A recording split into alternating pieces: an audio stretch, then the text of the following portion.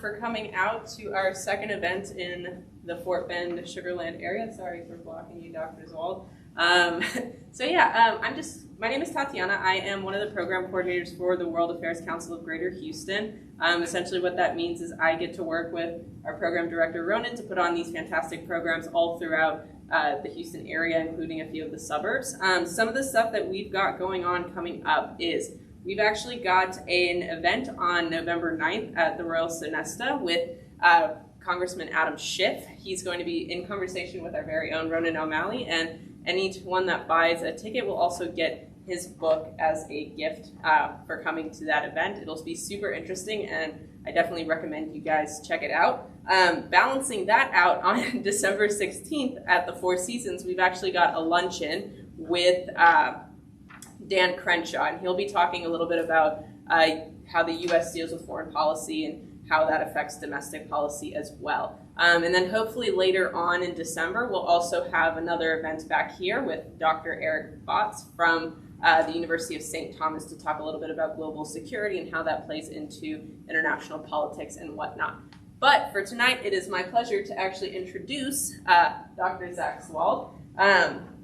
Dr. Zach Zwald is a professor in the Department of Political Science at the University of Houston. He serves as the director of the UH Center for International and Comparative Studies and director of UH's degree minor in National Security Studies. Previously, Dr. Zwald was an assistant professor jointly appointed in the U.S. Air War College and the U.S. Air Force Center for Unconventional Weapons Study, where he held a top secret security clearance, something I don't think most people can get, which is a super high accomplishment in and of itself.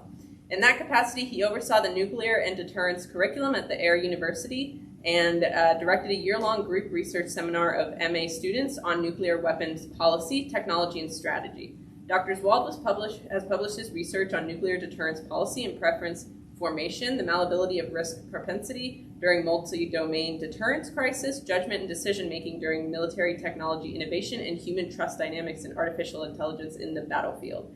From 2017 to 2019, Zwald was the principal investigator on a project funded by the U.S. Department of Defense to conduct a series of deterrence decision experiments on the U.S.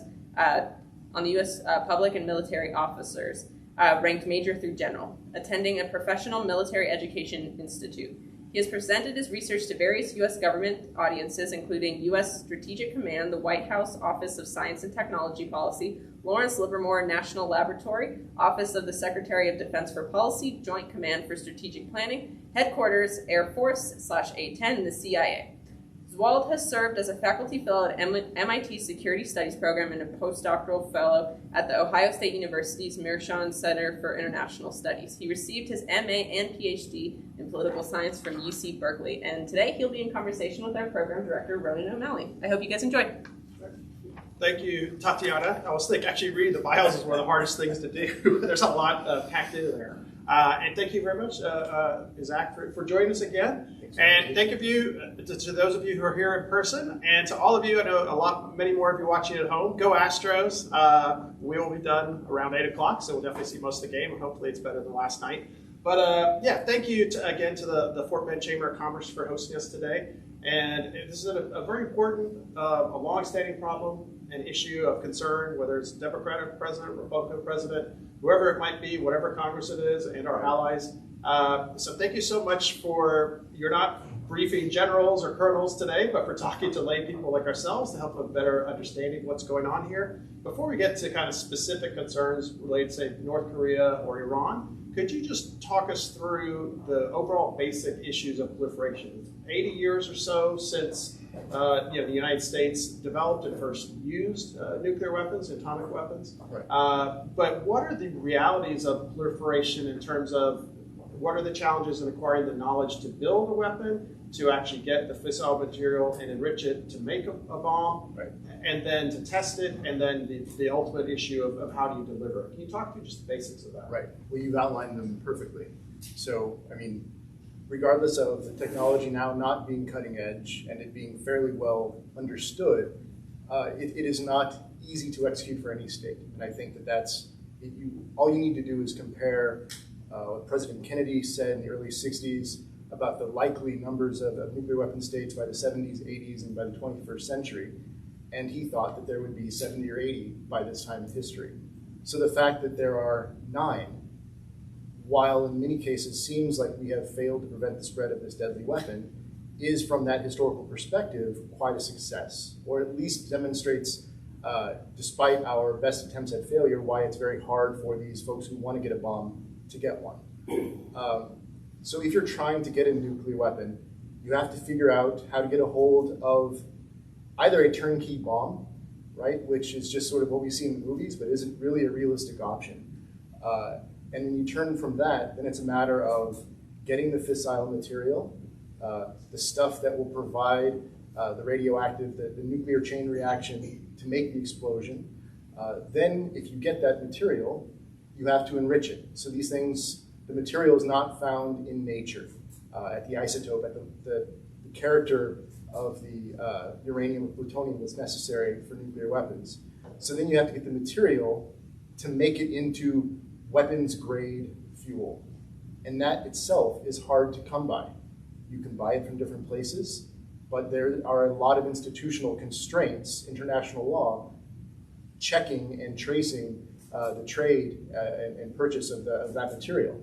So if you get the material, if you get the fuel, and if you get the enrichment equipment, well, then you have to find weapons designs, and very rudimentary ones are widely available, more sophisticated ones are harder to come by. But then what I think is perhaps the least appreciated bottleneck in acquiring a nuclear weapon is what's often called the implicit knowledge, the learning by doing, right? And so in that component of making a nuclear weapon, I think about recipes or watching a cooking show. And you're watching this professional chef and they're throwing all of the stuff together and they're simmering a little bit and they're talking to the camera and they're moving on to the next thing. And then maybe the home chef tries to make it at home and they do everything they see be done, but it doesn't turn out the same, right? And there's these very nuanced details of making a dish, when the oil or the water comes up to a certain degree, bubbles form on the top, and that's when you need to transfer it over here. But they didn't put that in the recipe, and they didn't talk about that on the show. So making a nuclear bomb is not unlike that, where a lot of it is the learning by doing. And so, luckily, that has been a bottleneck that the international community has been able to seize and try to maintain or prevent brain drain from Russia and China and other countries where that expertise is known. So I'd say that's an overview. Once we get past the bomb, then as Ronan alluded to, how do you get that bomb to a target, right? You could put it in a container ship and send it somewhere. And that will then have a nuclear blast and radiological effect in a port somewhere. If you want a more pinpointed strategic or tactical effect, then you need a plane to deliver it, or you need oftentimes missiles. And that's, again, hard to come by, right? So the story about nuclear proliferation, particularly as we'll talk about it tonight, has often boiled down to one about missiles. And in North Korea and Iran, we are perhaps more concerned with their evolution of developing highly accurate long-range missiles than we are the nuclear bomb itself, because that makes it a more usable and thus threatening capability. And just related to that, people hear about the terminology a dirty bomb. It's not an actual nuclear detonation, but it's a conventional explosive that releases reactivity. Can you talk about the threat of a dirty bomb and why that's concerning as well, even if it's not the same level of destruction? So this became a concern following the fall of the Soviet Union, right? It became this idea that if you have some small amount of radiological material, so I went through those steps of getting the fuel and then enriching the fuel and then finding the weapon design and finding the delivery system, and that's complex. So if you can just get some radioactive material, and maybe not even uranium or plutonium, sort of one of the nightmare scenarios is that smoke detectors contain trace amounts of radioactive cesium.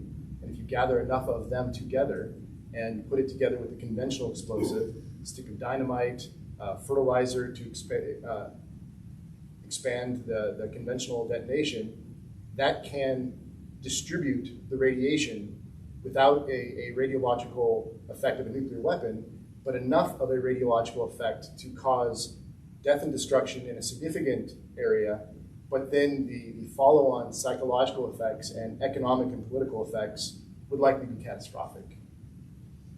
And you talked about the challenges of delivery methods. How do you do it? People maybe heard about the idea of the triad. You mentioned delivery by say a strategic bomber, Right. Or a small weapon by a fighter, by long-range missiles, or it could be short-range if they're North Korea's attacking South Korea. But can you also talk about the threats from submarines?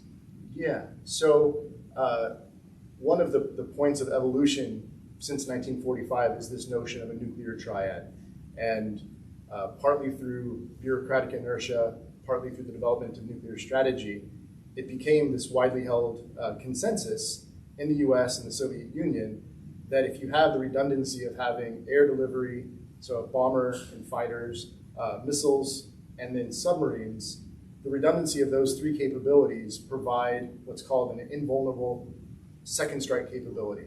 Like, you will not be attacked if you have that triad, but most notably, if you have submarines, that is seen in and of itself to provide that robust deterrent.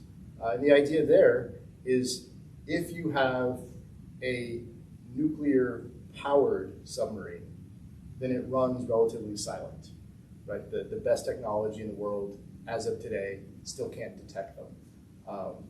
As we heard with the latest announcement of the US allowing Australia to have nuclear-powered subs, this technology is still held by only a couple of countries. China is still working on having a fleet of nuclear-powered submarines that can launch ballistic missiles. But they pose the biggest threat because from the time they would surface, perhaps 100 miles off the coast of their target country, we would have 10 to 20 minutes before they hit their target. So they are, as of today, undefensible. And just related to that, all three, as you kind of said, all three delivery systems have their downfalls, but also have their strengths. Delivery by strategic bomber. Most countries have pretty good air defenses. There's technologies. Can you talk about the technologies with regards to what is possible and realistic with regards to intercepting, intercontinental ballistic missiles, long-range missiles? What's the reality there? So the reality is, as you were talking about, bombers are looked at and as a nice delivery system because they're recallable, right? Unless you have a Dr. Strangelove scenario where one becomes not able to be recalled, but you can send them out, you can signal with them. If you're angry at an opponent, you can mobilize them, put them in the air, and that tells your opponent you mean business. Missiles have been, however, the best way at getting a weapon 30 minutes or less on a target. An ICBM, as held by the US, the Soviet Union, and increasingly by China. Missile defense is something that people have sort of heard about in this country for decades. We pursued it in the 50s and the 60s. We signed a treaty to stop pursuing it in the 1970s. President Reagan famously said in 1983 that we will pursue a strategic defense system, a shield to protect the United States from incoming nuclear weapons, thus making them, quote, impotent and obsolete. Now, many decades since President Reagan's announcement, we have spent hundreds of billions of dollars on researching different means of intercepting missiles, and we have a few tens of missile interceptors located in Southern California at Vandenberg Air Force Base, and then up in Alaska. In terms of the effectiveness, how much of a defense they provide, I've heard operational assumptions would be anywhere between 25 and 50% of effectiveness, so that if North Korea threw one missile at us that was relatively unsophisticated without countermeasures to spoof our defenses, if we threw 2 or 3 or 4 missiles, some theater missile defenses based in South Korea and Japan, and then those on the west coast of the US that I mentioned, we would probably be able to intercept one North Korean missile for every 3 or 4 interceptors we threw at it.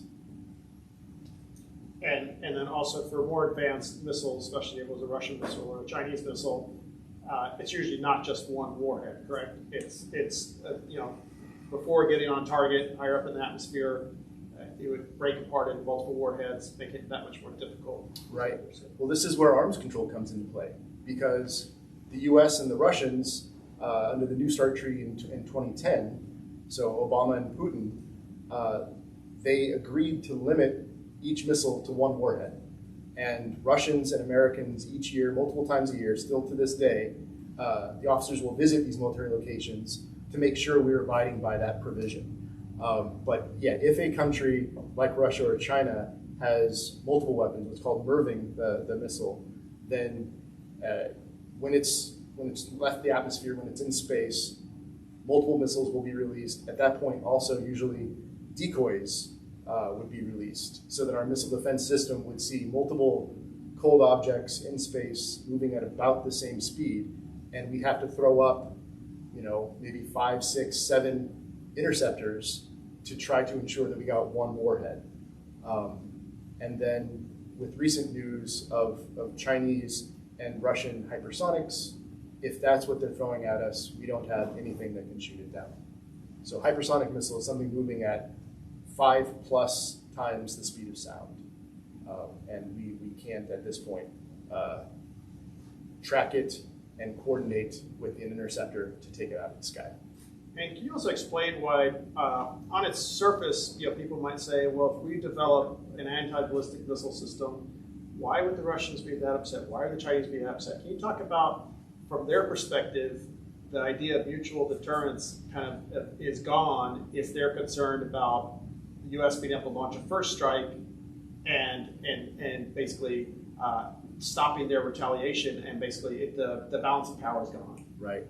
So as I teach this at U of H, the weirdest evolution following the development of nuclear weapons is this idea of mutual vulnerability being necessary for security, right? So in the 1950s and 60s, it became called the sword of Damocles that's hanging above our heads, or we both have guillotines and we're holding the other's rope. So this notion that since we can destroy the Soviets or the Russians and they can destroy us, then it becomes a matter of common security for neither of us to use our nuclear weapons. So the notion of a nuclear revolution, which is a common term in academia, it's this notion that for all time before 1945, national security was a zero-sum game. If I increase my security, you decrease your security.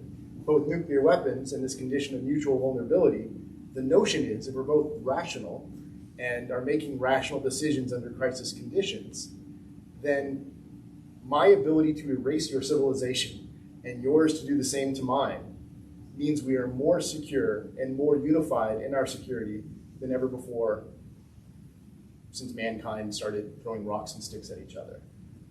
And the problem is, as history shows, about half of Americans in the decision-making community bought onto this idea. The Soviets thought we were crazy, and it was all a ruse to keep them vulnerable while we built something to best them. And maybe the Soviets caught on in the late 80s, and the Russians believed it in the 90s. But it seems, unfortunately, that Putin doesn't buy onto this notion, and that for his own strategic reasons, he has begun actively planning for fighting and winning a tactical nuclear war. Wow, so pretty intense things to think about. Just turning to specifics, we'll talk to North Korea and then Iran and kind of broader concerns beyond them. Could you talk about the actual current capabilities of North Korea now with regards to its nuclear capabilities, and then also its delivery capabilities with regards to long-range missiles, obviously, or what are they trying to do with regards to submarines? Right. So the North Koreans have conducted a handful of nuclear tests since 2006. The first couple as measured by different seismic instruments dispersed around North Korea. The first couple were roughly fizzles. They barely registered. They were maybe around a half a kiloton. The most recent hit 100 kilotons, and that tells the international community that they've mastered thermonuclear weapons. So they can now go into the hundreds kiloton range, which, just as a point of reference, we're talking tens of times larger than the nuclear detonations in Hiroshima and Nagasaki. So they have that capability. In terms of the size of their arsenal, from various experts I've talked to, they sort of said if someone tells you they know how big the arsenal is, check your wallet, because they're not to be trusted. So North Korea is a very closed society. Our human intelligence capabilities are very limited. A lot of the projections you see in the think tank community are based on the amount of fuel that we think they've made from their breeder reactors. So if they have X amount of fuel, they could make Y amount of nuclear weapons. I think that that's not quite realistic, because North Korea, other than their nuclear weapons program, is an incredibly poor country. So the idea that they would devote maximum resources to converting all of their fuel to bombs seems unrealistic to me. But we know they have, you could assume they have a handful of multiple kiloton nuclear weapons. They have repeatedly tested short and medium range missiles, significance being they can now hit all targets they would want to hit in South Korea and Japan. We know they've tested a couple times an ICBM range missile. So one, they don't shoot it that way, they shoot it straight up in the air, but then based on how far it goes up, we can say, if that had a shallower trajectory, it would have reached its apogee, its height, and been able to fall and maybe hit somewhere in the northwestern continental North America. So we know that they have had, at least on a couple occasions, the capability to make an ICBM to reach the US. The big thing we don't know these days is whether or not they can miniaturize a nuclear weapon so that it fits on a missile. And the idea here is to have a nuclear device that will detonate in an underground chamber is very different than having a device that can fit on a nose cone of a missile. And to shrink the components and still have the same performance as you get from the test is quite a technological achievement. And we have no evidence yet that they have done that. So some intelligence analysts in the US say that that's a barrier to them launching a weapon. Others have said they probably wouldn't even test the capability and would just launch it first because, well, the sad truth is they don't have the technological capacity to monitor a missile's behavior in space. So many have said the US and the Russians would learn more from a North Korean test than the North Koreans would learn. So it doesn't benefit them to test these capabilities. And I would argue it doesn't benefit them to even build more weapons, that they're getting plenty of coercive juice from this nascent capability, right? And having us sit here in this room talking about what do they have and what will they do, that's as good as it gets from North Korea. And they obviously have a smaller submarine fleet, but they don't have truly silent kind of nuclear powered capabilities. Right. But are they trying to work towards that? Yeah, so in the last couple of weeks, there have been these very public tests of submarine-launched ballistic missiles. So the technology to launch a ballistic missile from a submarine platform versus a land platform is a whole different beast.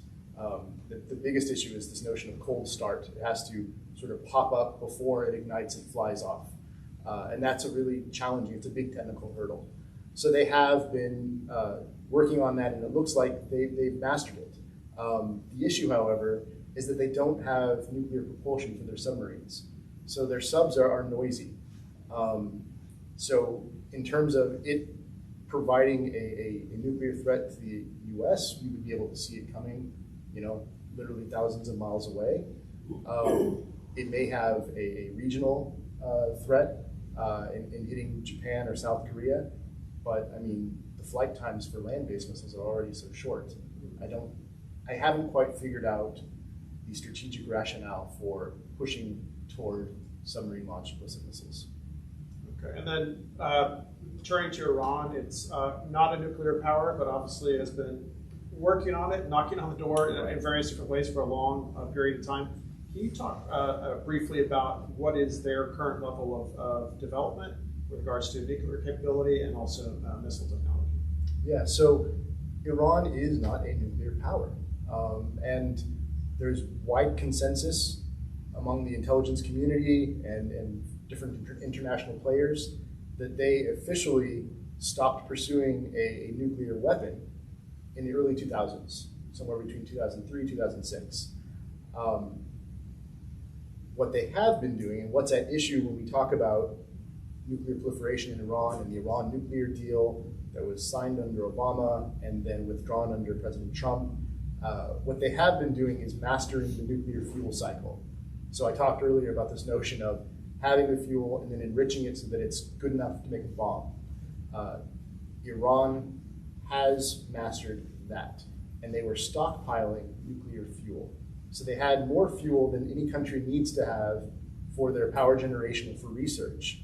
And they were enriching it past a point. They had these cascades of centrifuges that are only required for making weapons-grade uranium. The issue, however, is that the Iran nuclear deal was extremely effective in doing what it set out to do.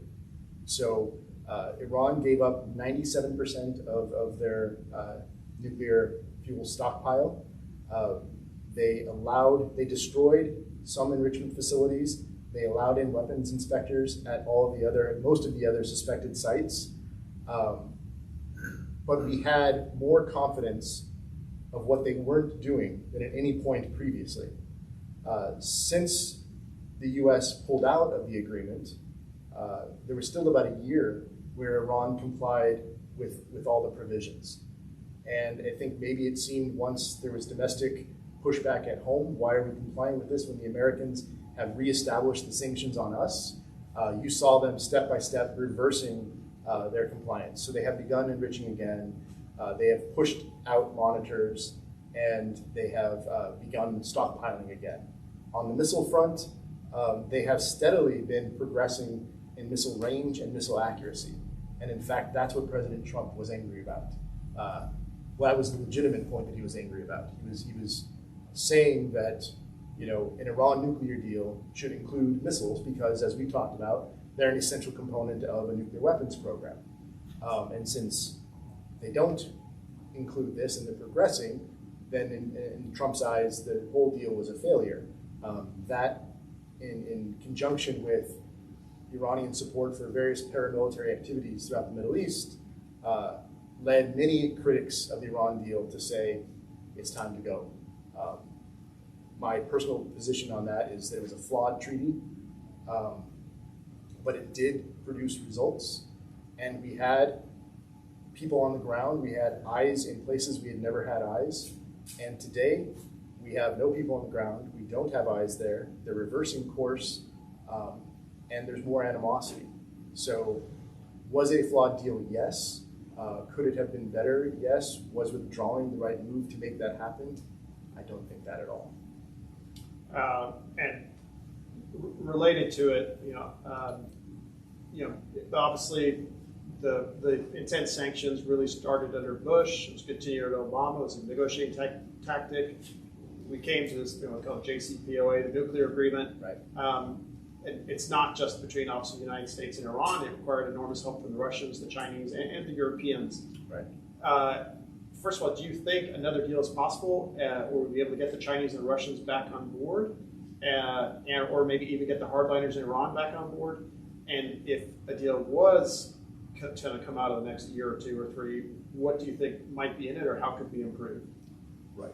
So President Biden, in January of this year, upon taking office, made it clear that he was open to talking with the Iranians. The Iranians said, reverse the sanctions first. We said, let's talk first. And that's where things stand. So they have re-engaged the activities that they gave up. We have not taken back the sanctions. And I have a hard time envisioning America getting a better deal in terms of U.S. national interests than we got in 2016, 2017. You're right, we've harmed our credibility in terms of being a long-term partner with Russia, China, the EU.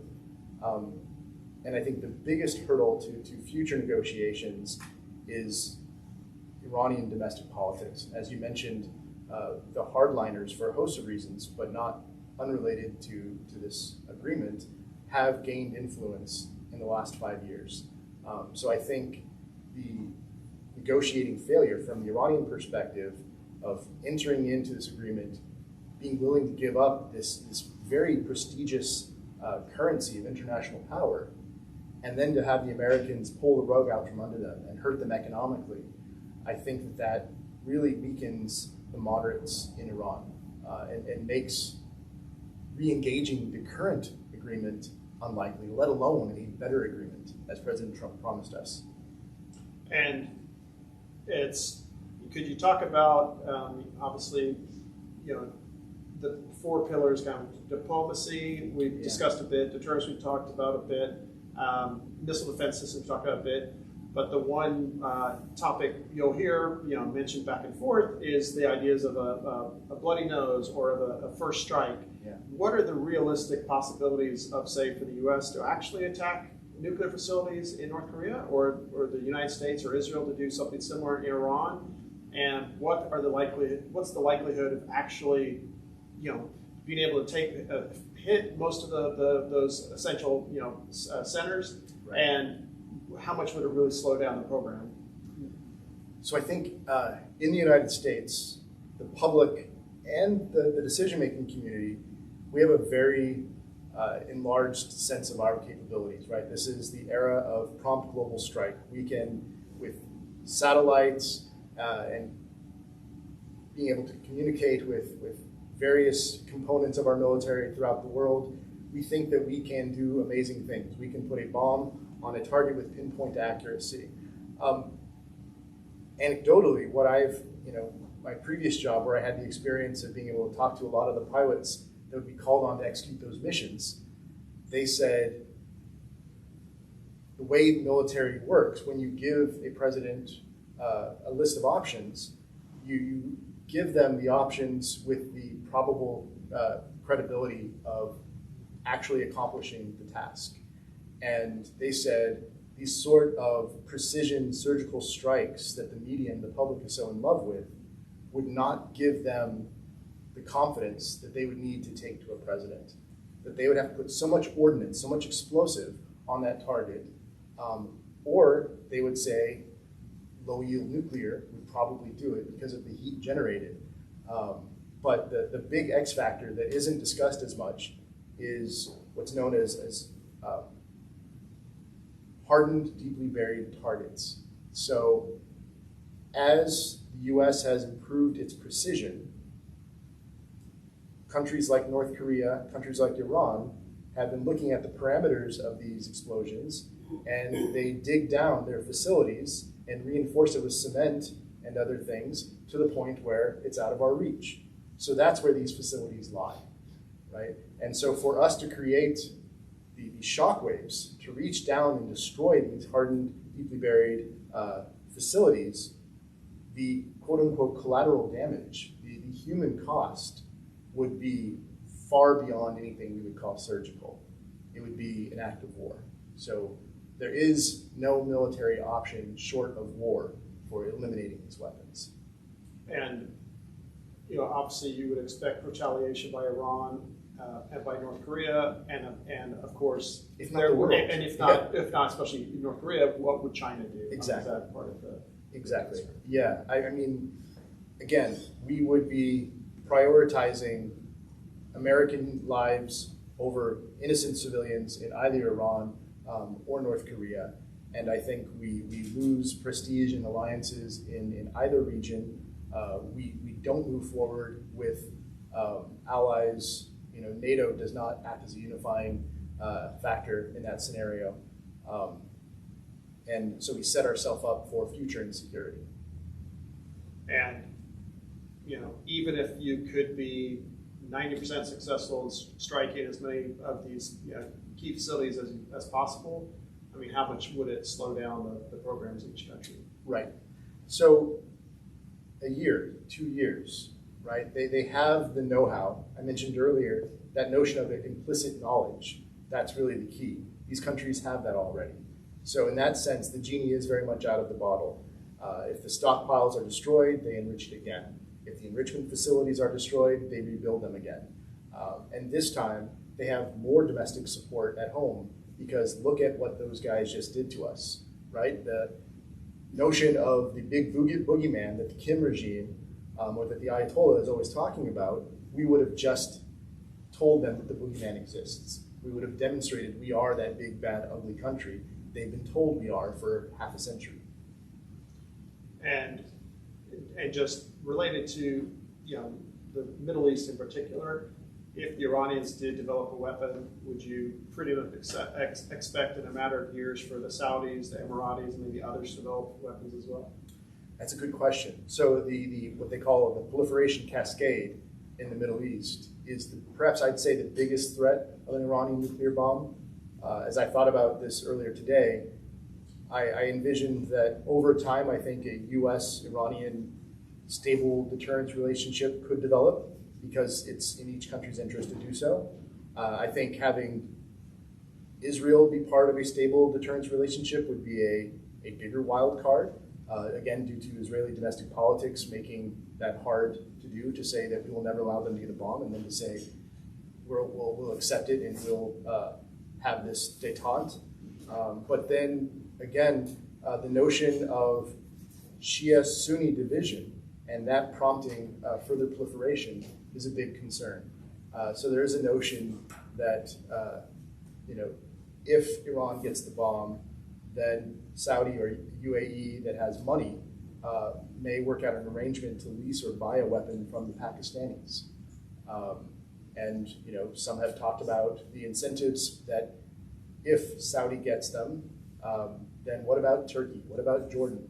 So the nightmare scenario is, I think, that region is fully nuclearized because we've seen the sectoralism that is constantly causing rifts. So I guess the most optimistic would say nuclear weapons have a sobering effect, that you can support paramilitary activity and you can do bombing missions on countries, but once you're all part of the nuclear club, then everybody straightens up and starts acting responsibly. That's what we'd have to hope for, because the close proximity of all those nuclear armed adversaries, the quick reaction time, the history of enmity that they feel toward each other, that's unprecedented in the nuclear era. And just to kind of expand upon that, at the beginning we talked about it is difficult for, say, a terrorist organization is very unlikely to develop fully and test their own nuclear weapons, but maybe they get a small device from somebody or a dirty weapon. How concerned are you that, say, the North Koreans might do it for money, the Iranians might do something for ideological reasons, or even an ally like Pakistan? Right. Dr. A.Q. Khan, who just passed away 2 weeks ago, helped with proliferation to Iran and Libya and North Korea. How concerned are you, beyond what we might think about, of terrorists getting a weapon from some unknown, expected place? Right. I think generally that the threat of a state providing or selling a nuclear weapon to a non-state actor is overblown. That is the nightmare scenario, because if that were to happen, there's every reason to expect a non-state actor to be undeterrable, right? They would use these for terror. They would use these for psychological effect. They would not have an incentive to strategically bargain with them. Moreover, they don't have territory that we can hold at threat. They don't have a clear official line of leadership that we can communicate with. So the notion of signaling and bargaining with a non-state actor completely flies out the window. So I get why that's everyone's nightmare scenario. But here's, in list of likelihood, I guess, I think it's least likely that North Korea would sell a nuclear weapon because this is their insurance card. And they don't want to devalue that insurance card.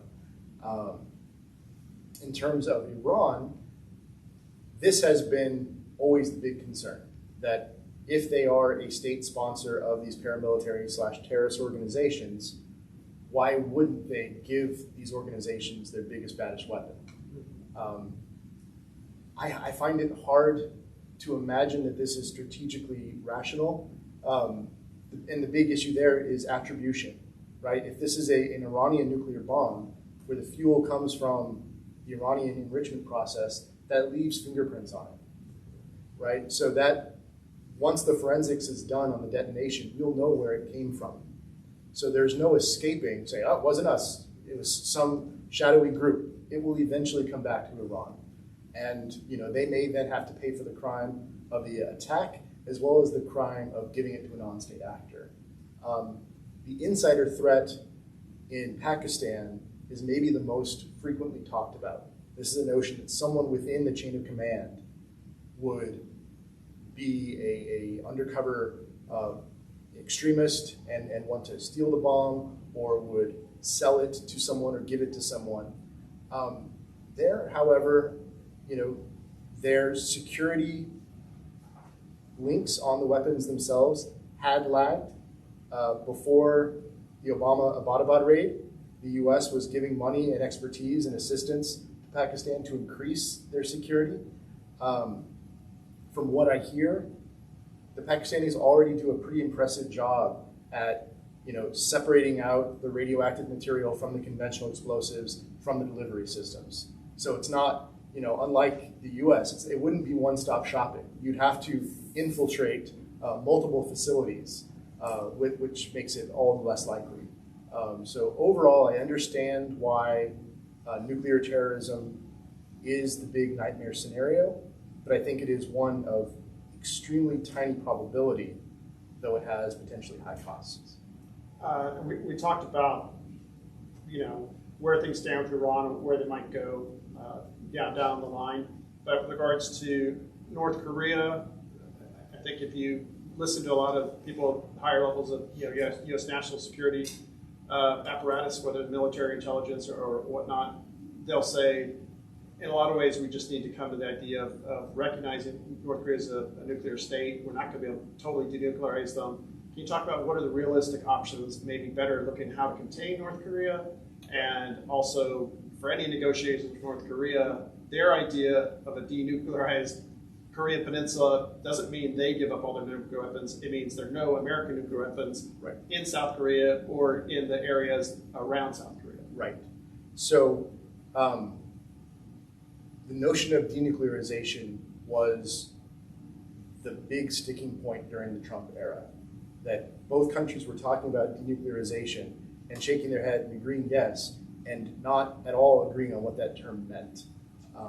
So I don't think that any administration, including President Trump's and into Biden, finds it politically palatable to normalize the notion of a nuclear-armed North Korea.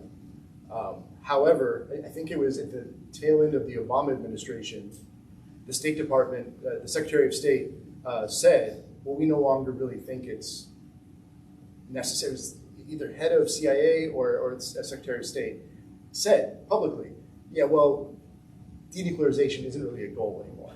And the next day, the president and the Defense Department said, no, it's still a goal. It's still part of written doctrine. And everybody kind of freaked out. And then you saw this same talking out of both sides of our mouth during the Trump era.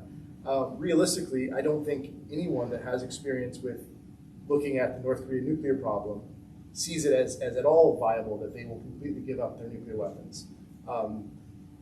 They are locked in an eternal struggle, at least in their minds, with South Korea, right? South Korea, economically, politically, has leapfrogged them by many, many decades.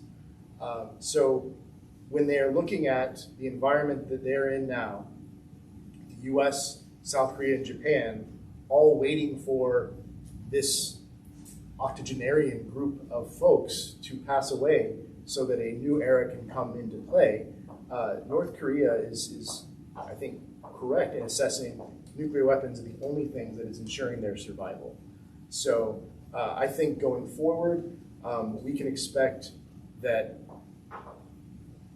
what we try to do is get some people on the ground there to make sure that it is a more stable system, right? So it's uncomfortable to think about, but the bigger problem is what is their chain of command as it pertains to nuclear use authority? How good is their technology? Like if bombs start flying, will their communications go down and will they go blind and deaf so that they think they have to use their nukes now because they don't know what's coming? So it's in our interest to make sure they have a stable chain of command, that they have a secure command and control system, that they have a secure arsenal, so that if there is some sort of domestic upheaval or civil war in North Korea, that those weapons don't fly into multiple camps' hands. I think at some point, and I'm sure there will be monumental resistance by the South Koreans and the Japanese, at some point we'll need to start working on those problems of nuclear security, of chain of command, of communications, and try to normalize a stable deterrence relationship in the region. You mentioned chain of command in North Korea. Yeah. The last few weeks, the idea of chain of command has come up in the United States when it kind of emerged in the last few weeks of the Trump administration. The chairman of the Joint Chiefs of Staff, at the time the highest ranking U.S. Officer in the U.S. military, had phone calls, not secret phone calls, it was known within the national security apparatus, but with his Chinese counterpart to reduce tensions because they might have been concerned about is something in Iraq going to happen. So can you talk about what you take away from that incident and what is the actual American chain of command with regards to detecting the incoming missile and the decision made to launch it, going up to the president and going back down to those who have to carry it out? So the chain of command issue, very clear. The President of the United States has the only approval of nuclear use. The military authority, as it is on military use writ large, is to advise the President on their options and not even to go to the step of recommending one course of action over others. So this instance where General Milley was he called everybody into the National Command Center, speaking to one of your questions about what is the actual logistics of detecting a strike. It comes from NORAD, so we'll have satellites and radars that are detecting everything. That will go to, it's this really cool room in the basement of the Pentagon that has a bunch of screens and people on alert all the time. And their sole duty is to take in the call and then to get someone from the West Wing on the phone immediately. So they will pull in the intelligence that they're seeing, the signals that they're seeing from the military installations, and then lay out the best intelligence they have to the president. So the fact that General Milley, the chair of the Joint Chiefs, went to this room, that it would be the nerve center of any nuclear response, he called in all of his colonels, all of the generals, and said, you will not talk to the president unless you talk to me first. Got it? Apparently, the Costa book, which spoke to your audience, was it earlier this month? Recounts that he went point by point and said, got it, and they said, okay. On the one hand, I find that to be extraordinarily patriotic, that these people that only have the national interest in mind would take this step. On the other hand, it's a huge breach of protocol. The notion of Milley talking to the Chinese, oddly, I find to be less problematic. Because I think back channel military to military communication is not unheard of, right? So we kind of want those official, unofficial lines of communication to be open. My previous job at the War College 25% of the students every year were international officers. And the explicit idea is that that would be a great channel of communications in future crises. That this isn't some country that you know no one. There's a guy that you went to class with, you hung out at the pool, you played golf with, you get on the phone and you say, can you tell me behind closed doors, what's the situation? So the notion that Billy would do that, I think, is within the unofficial protocol of what officers do in terms of back channels. But the bigger, more frightening breach of protocol is talking to the DNI, to the head of CIA, to the Speaker of the House, and then the military officers right underneath him, and essentially doing an end run around presidential authority. While I think it was prudent, I think it was also frightening. And two just good questions from the audience. I'll just get to those, and we'll just wrap it up with that if you can hang on in a few minutes. Hassan asks, could you talk about the Israeli nuclear program? And Israel is not a signatory of the NPT, the Non-Proliferation Treaty. Right. So very little is known about the Israeli nuclear weapons program, right? And that definitely should be discussed when we're talking about Iran, in the sense that that is the nuclear capability in the region that provides a counterpoint motivation for Iran. And when the West, the United States, and others are saying, Iran, you can't have a nuclear weapon, but no one is talking about the undeclared nuclear capability of Israel, that creates a hypocrisy that enrages the Iranians. And I think that's reasonable. So Iran has, I've been in conferences where former military officers have talked to me about learning the protocols in like missile silos and stuff, and I'm like, this is very odd. You're talking to me and basically saying your experience while you were in the IDF was in the missile forces, but you're not supposed to have these weapons. You don't talk about that.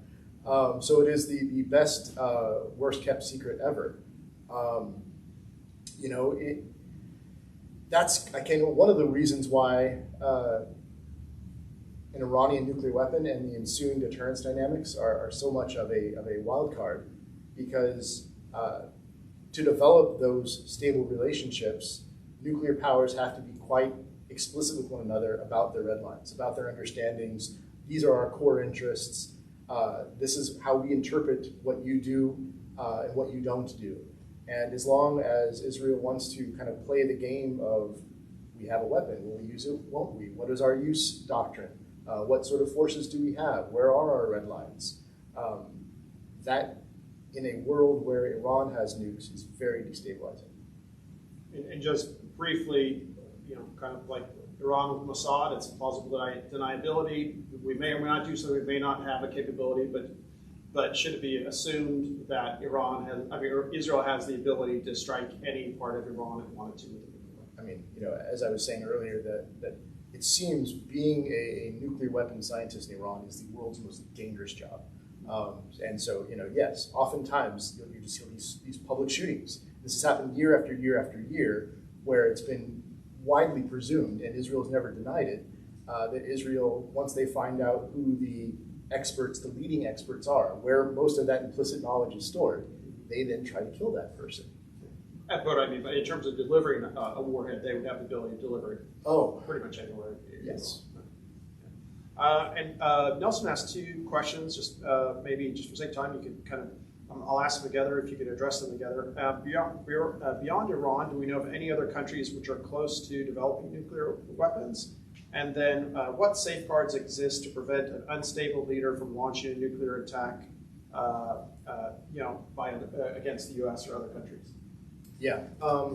So Syria was a state of concern. And then one day, an Israeli strike happened, and the world said, yeah, I think they just hit an Israeli nuclear facility, and that was that. And then they've had the civil war, and they've fallen into disrepair. So I don't think that there is another country right now that is seen as being another nuclear threat. In terms of what's to stop an unstable leader from launching a nuke, good question, right? That goes back to my previous point about if we can get over the notion of normalizing a nuclear North Korea, I think what we need to know is what is their chain of command and what is the state of their technology. Is someone going to pick up the phone to say, don't do anything, and it's crackling, and they think that it's time to launch a nuke. So I don't worry so much about the insane leader. I don't like the bloodthirsty person that just goes crazy and wants to nuke us. I do worry about the fearful leader with an unstable political chain of command and bad technology that gets bad intel and thinks they're under attack when they aren't, or tells someone and the person who's listening thinks they were given an order when they weren't.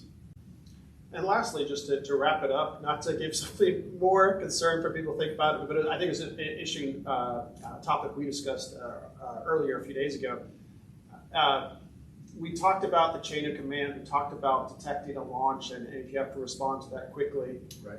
As artificial intelligence plays a bigger and stronger role in all aspects of the U.S. military, but not just the U.S. military, but the Chinese military, the Russian military.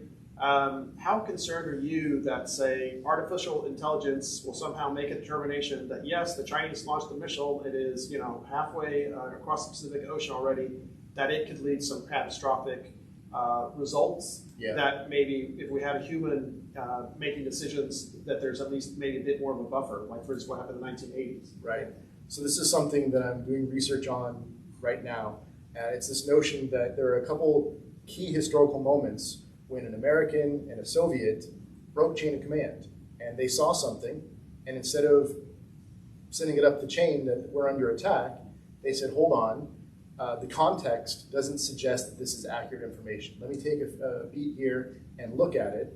And in the case of this guy, Stanislav Petrov in the Soviet Union, it was 20 minutes that went by before he verified that it was indeed an error. And if he would have followed the chain of command, the Soviets had a launch on warning, right? And their eyes, their early warning was iffy.